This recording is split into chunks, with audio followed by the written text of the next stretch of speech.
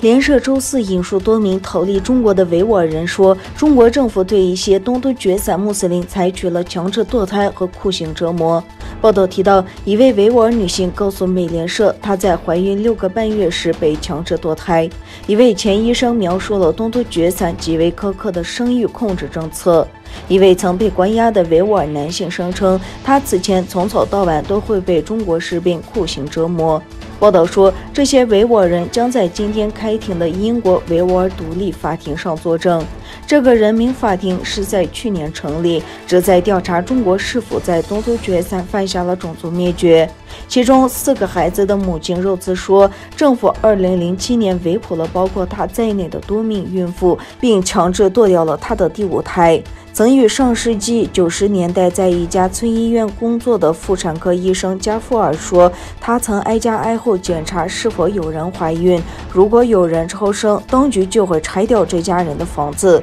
曾在2010年被关押和折磨的特维库说，因为他的一个兄弟出版了一本阿拉伯语的宗教图书等原因而被通缉，当局对他进行了审问和殴打。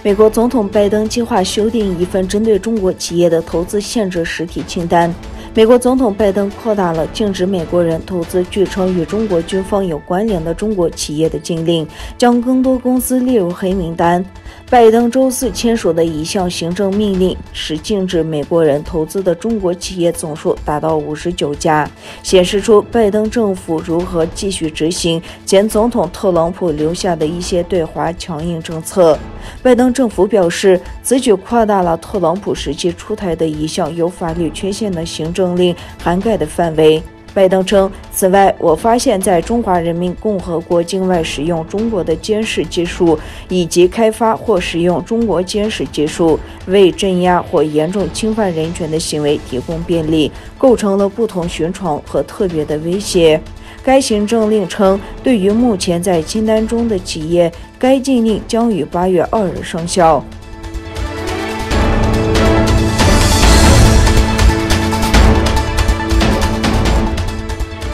中国政府指出，一些外国品牌的童装等儿童用品存在质量安全问题，其中涉及部分此前曾卷入东突厥散棉花争议的品牌。中国海关总署在6月初进行通报，公布了2020年6月至2021年5月期间查发的质量安全不合格的进口儿童用品，其中涉及儿童服装、儿童玩具、儿童牙刷、童鞋及奶嘴奶瓶等5类81批次产品。通报给出了相关符表，共涉及16个品牌。今年3月，瑞典品牌 H&M 因为一则针对东突厥散棉花的旧声明，在中国受到了猛烈抨击。此后，舆论持续发酵 ，Zara、耐克、阿迪达斯、包宝莉等一系列国际品牌卷入了争议。中国掀起针对这些品牌的抵制运动，数十名中港台艺人宣布终止与这些品牌的合作。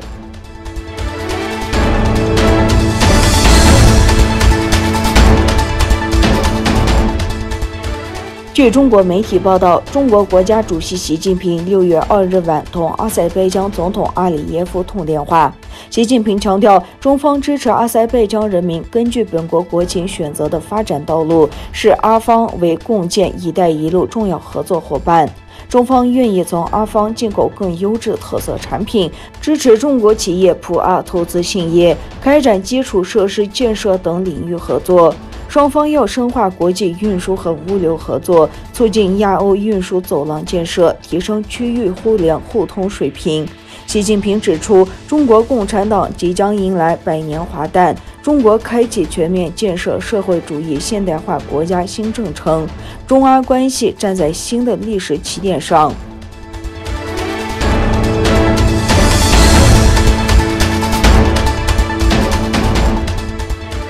美国抗疫专家安东尼·奇夫的数千封私人邮件揭示了新冠疫情开始时的担忧和困扰。华盛顿邮报和 BuzzFeed 通过美国资讯自由法获得了超过300页的电子邮件，邮件时间从2020年1月到6月。从他的谈话中，我们可以了解到美国新冠肺炎疫情爆发初期的情况。福奇和同事们在早期就注意到了一种说法，即新冠病毒可能从中国武汉的一个实验室泄露出来。去年，专家们否认了这一有争议的说法，称其极不可能。目前还没有证据支持这一说法，但近日在国际社会对病毒来源调查无结论而饱受批评，以及新报告显示该病毒正式被确认，几周前该地区出现了新冠肺炎相关报告，这一说法再次引发了讨论。